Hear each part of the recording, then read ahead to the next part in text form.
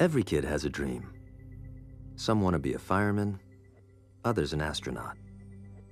Most of the time, dreams are just dreams.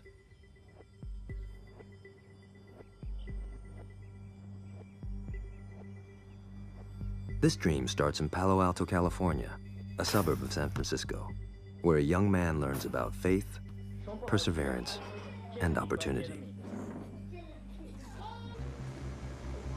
在台湾我们只重视 academic， 我们并不重视打球。那时候上完班之后，每次就很累，觉得很累。所以我在想说，既然我看篮球看了这么多，特别是 NBA， 那我就开始练习打篮球。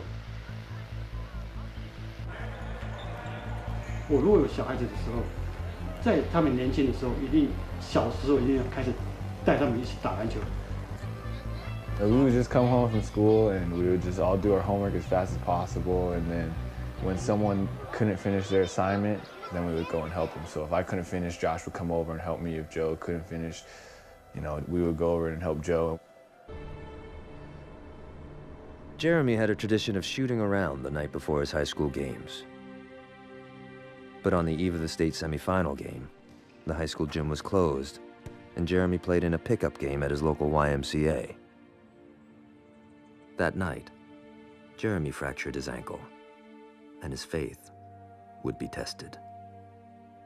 I just pretty much broke down. I broke down crying. Up until then, I'd never gone through any serious tragedy. That was the worst thing that ever happened to me. With Jeremy on the bench, the Vikings' hopes for a state championship quickly faded. From a high schooler's perspective, that's everything. Told him to take a step back and to look at it from a bigger perspective. I remember my brother sent me this really long letter. He talks about how God gives and takes away. And so God took what I really cared about at that time to show me that I can't do what I want to do, I can't accomplish what I want to accomplish without Him, and that nothing in this world, in my life, will happen that's not according to His plan. The Warriors' IQ and basketball IQ just went up a few points. They signed Harvard guard Jeremy Lin. I called Jeremy to tell him. He didn't believe me. He was like, "Stop playing, man. Are you serious?" I said, "Man, it's for real. Go down to the practice facility tomorrow and sign the contract. It's good." And he was like, "Man, I'll call you back." I was like, I picked my little brother up. I'm like, "I'm signing with Golden State." I ran to the next room. I picked my other brother up. I'm like, "I'm signing with Golden State." I can't even really describe it because we grew up fantasizing about the NBA.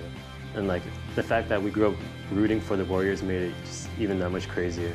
Lin has a chance to make history as the first Asian American NBA player in the modern era. When he got picked up by Warrior, that moment we think this is what God wants him to do. My dream was to play in the NBA, and now I get to do it for the Warriors, the team that I grew up watching. It's more than a dream come true. We know what that's about.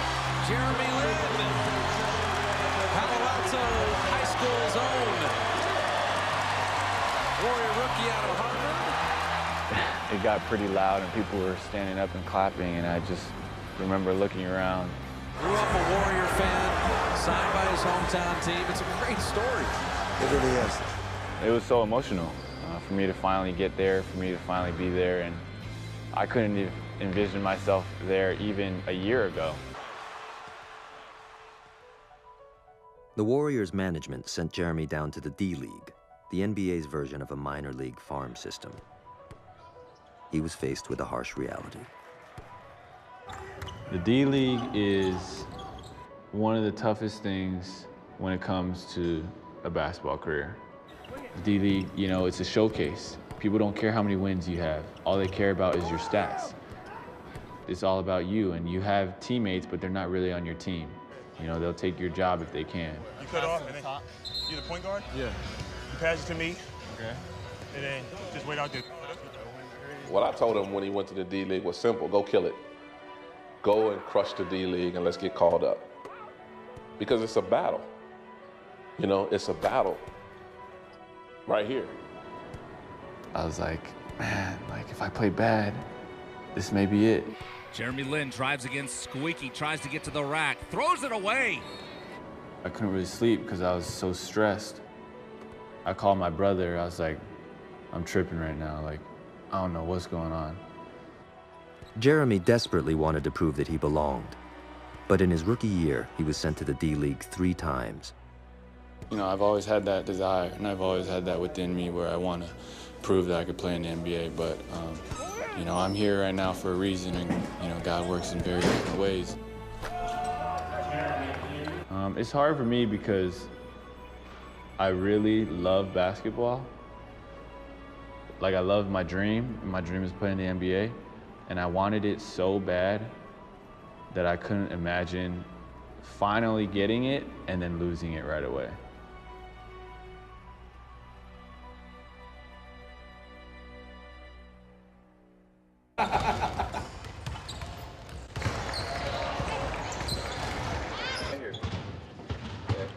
Ricky has something to say.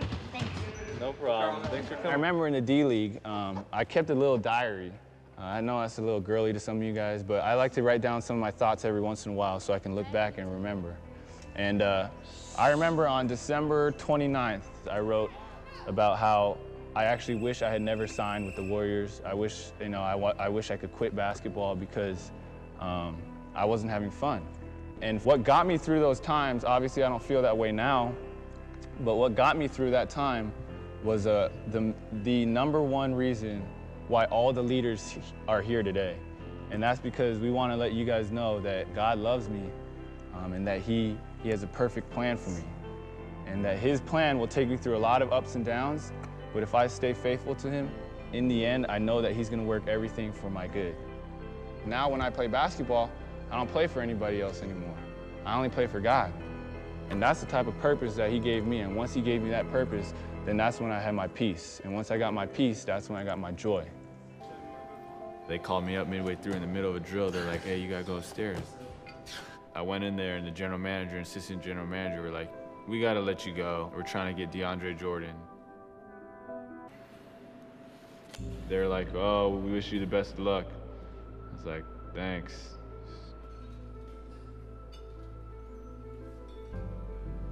Within 48 hours, he was picked up by the Houston Rockets. I went to Houston. There were 6 point guards there. I couldn't even get reps in practice. I don't understand. I was backup point guard at Golden State, and now they're gonna bring me here and I'm 6th string. When the Rockets picked him up, that was probably the bottom of the barrel for him. Sunday night, we were in fellowship, and I remember Jeremy said, hey, I gotta go. I gotta catch my flight to Houston. He was standing at the door, and he had tears in his eyes because the pressure was really getting to him. He just didn't know what his future was gonna hold. And I remember he turned to me, and he says, I don't know if I can keep doing this. After only 12 days with the Rockets, he was cut again. It was Christmas Day. So, all right, obviously a lot has been happening in the last couple weeks. What's going through your mind and how you feeling today? Christmas morning, I was waived, flew back home on Christmas night, and within 2 weeks, I had been waived twice by 2 teams who said they still wanted me. 10 a.m. this morning, found out the Knicks had picked me up. And that's gonna be my first game with the Knicks. It's gonna be at Oracle Arena. You know, I'm literally going into this game tomorrow night. I have no idea who my teammates are. I've never played with them one time. I have no idea what plays we run. I don't know a single play. And, you know, I haven't even talked to the coach yet. So, it's gonna be interesting. We see Jeremy Lin coming in. They just signed him today. It's a great opportunity for me to be able to just play. And I think for me right now, the one thing I really care about is just an opportunity to play. I'm gonna give my best effort, and if I go down, I'm gonna make sure I go down doing it my way, which is God's way.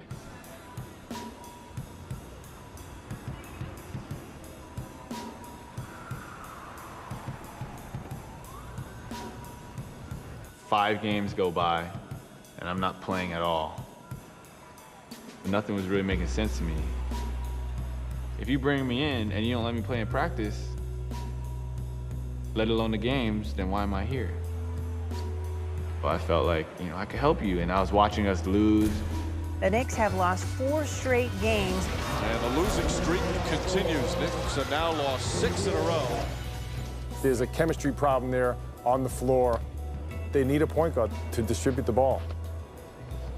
Jeremy's original 2-year contract was about to expire, which meant that if the Knicks let him go, he'd be dropped with no pay, and this time, for good.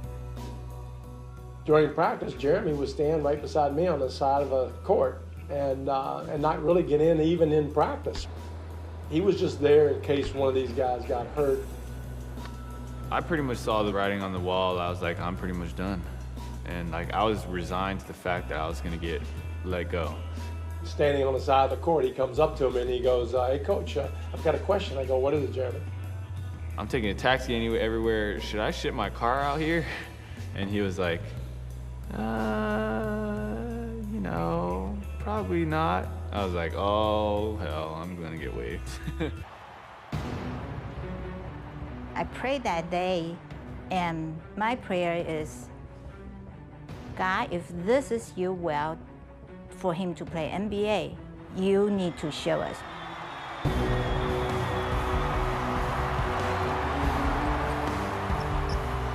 there's Morrow. Morrow knocks it down. Williams sets himself, puts up the 3, and knocks that one down. And the Knicks find themselves down by 10 already. Again, Mike, look who's coming in.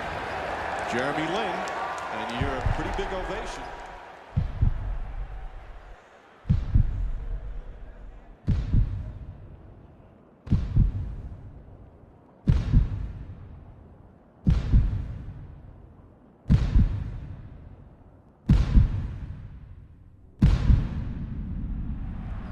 He didn't look tentative. He didn't look overly concerned. He looked like, dude, I'm about to go do it. If they cut me, they cut me. If I don't never play another NBA game, so be it. I'm going to play like Jeremy Lin can play. Jeremy Lin drives and finishes. Nice play from Lin. Here's the strip, and Lin throws it ahead to Tony Douglas. Up for the layup, banks it in. Here comes Shumpert to Lin. Lin flips it up and puts it in. Jeremy Lin once again. He finished the half with like 10, 4, and 4. Like, good numbers for a half. That was such a higher high than like anything he's like done. So I was like ecstatic at that point. The second half, he just went nuts. Driving to the basket, does it again. And a chance for a 3-point play as he got hit. Bumped by Petro, gets to the rim, count, and a foul. He is in one special night become a Garden favorite. Will it be remembered? He was stringing together like 3 crossover moves in a row, like things he's never done before. Splits the defense again, gets to the rim, pops it in, and a foul! Wow! And the crowd on their feet saying homage to this man. Clyde, even it looks like his teammates don't believe what they're seeing. I was just so emotional. There's no way they can cut me now. I just had the game of my life. Again, the crossover, the basket, puts it up, puts it in. Jeremy Lin with 25. And this crowd is going crazy. Penetrating, manipulating, devastating the Knicks.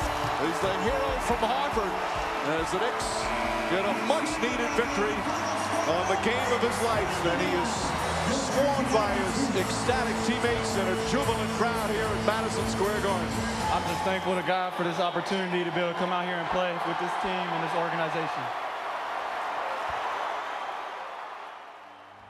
Man, I was taking a shower and I was like, I didn't even know. I was like, is this water like from the shower or am I actually crying like tears of joy?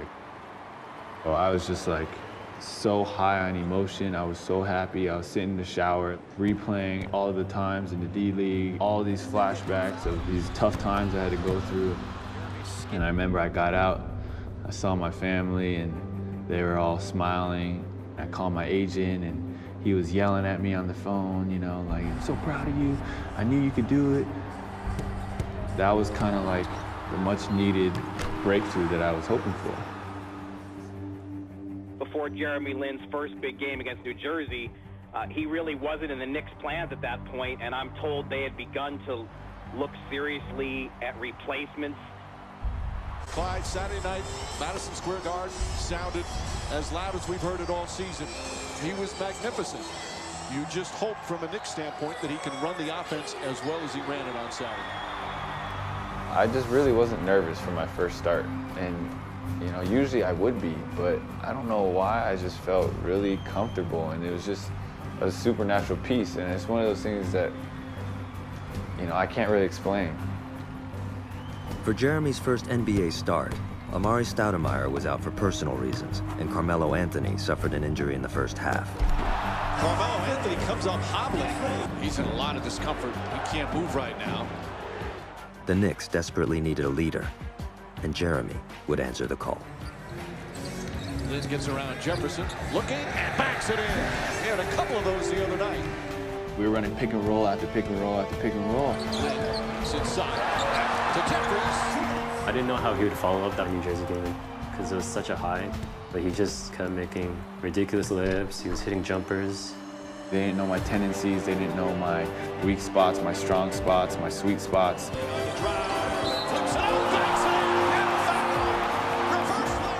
They had never seen me play. Pushing ahead to Shumpert. Back to Lin. Lin gets hit. Puts it in.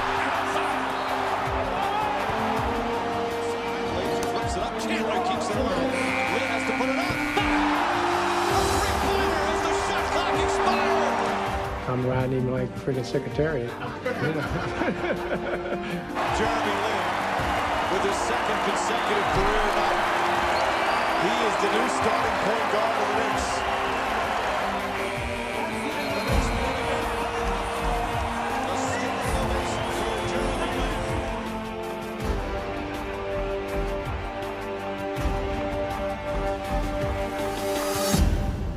You know, there's so many little variables, with every step of the way being something I can't control. You know, Houston waves me a day late. If they waved me a day earlier, I would have been past the waiver wire. Shumpert gets hurt that morning. The Knicks pick me up because they had worked me out the year before. You know, it happens to be D'Antoni, who's coaching here, whose offense is tailor-made for me. And all of a sudden, things just go crazy. He's averaging 26.5 points a game in the last 2 games. I don't think that's going to continue. Obviously, that's not going to continue. And then we hit the road and go to Washington. And it's like John Wall again, you know? Like, I played against John Wall in the Summer League. And now it's like a rematch. Now I'm playing against him again.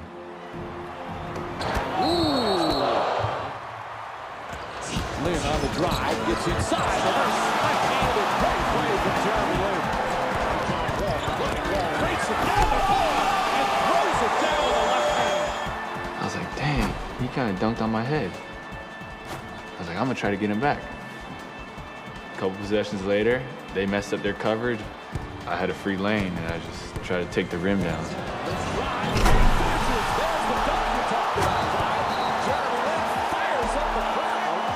When I saw that opening, I just tried to dunk it as hard as I could.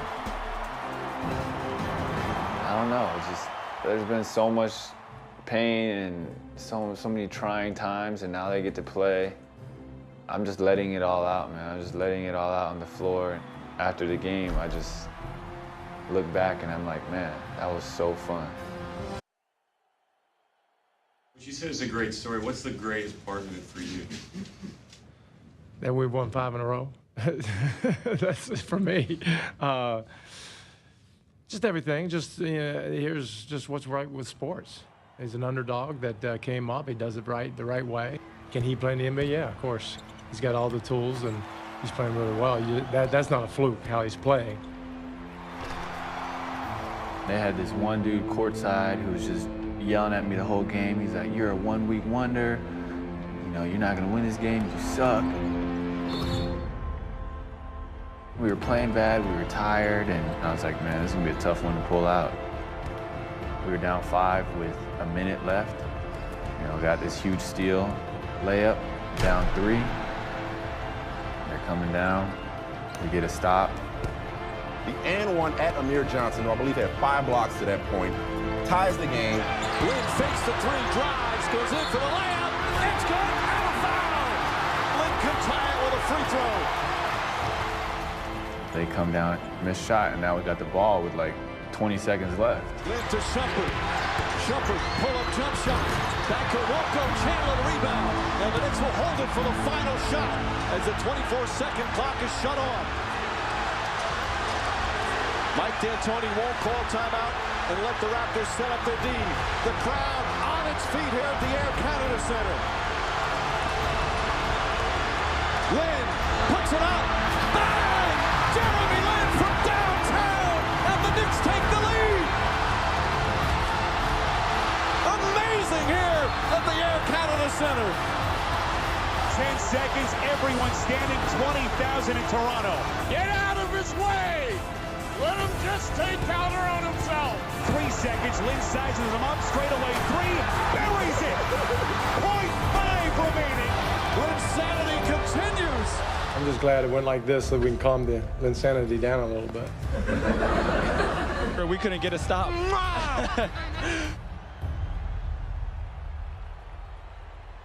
That's all I dream about, is hitting the game winner and then doing some cool little dorky pose and then walking off. You know, that's like all I did growing up. I always wanted to do that. I wanted to know what that felt like. He's got the game, he's got the attitude, he's got the swag, he's got all of that. I can have bad games and, you know, they may not like me or they may boo me. There's a lot more important things in life than just basketball, because at the end of the day, basketball is just a game. The show continues on Broadway. It's a story with many spokes. An Ivy Leaguer, Asian American athlete, guy off the end of the bench, speaks for everyone who didn't get their chance. It's only a couple of weeks, but in New York City and on basketball's big stage, this guy has hit it out of the park. What happened to me, the story that happened to me, I mean, it wasn't like I knew I could just come off the bench and do that. I really didn't. I thought I could play at this level and I thought I could be a good player, but I didn't feel like that would happen. And some of those experiences out there when I was on the court, I felt like I was being controlled by something else. I felt like I was having an out-of-body experience. Some of the plays that I made, some of the wins that we had were just so out of this world that I still have to pinch myself to really believe it.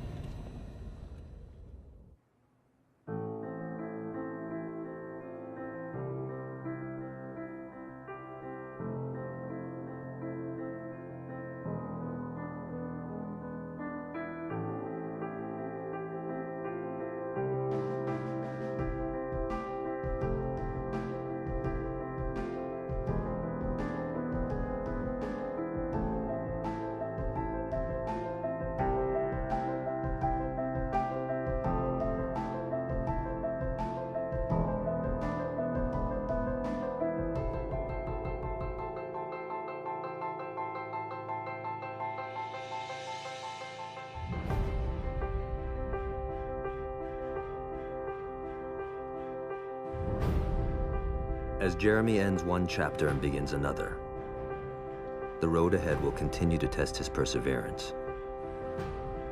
But his faith will forever guide him.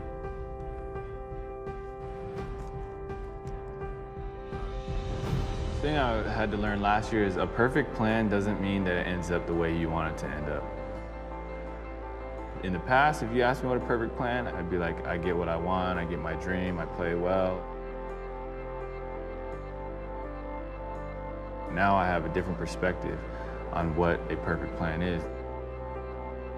You don't get better if you win all the time. You know, you get better when you lose. You improve when you lose. You look at yourself more when you lose. So if you learn a lot, or if I learn a lot, if I grow a lot, if I become a better person through tough times, that's part of his perfect plan. That's part of his perfect will.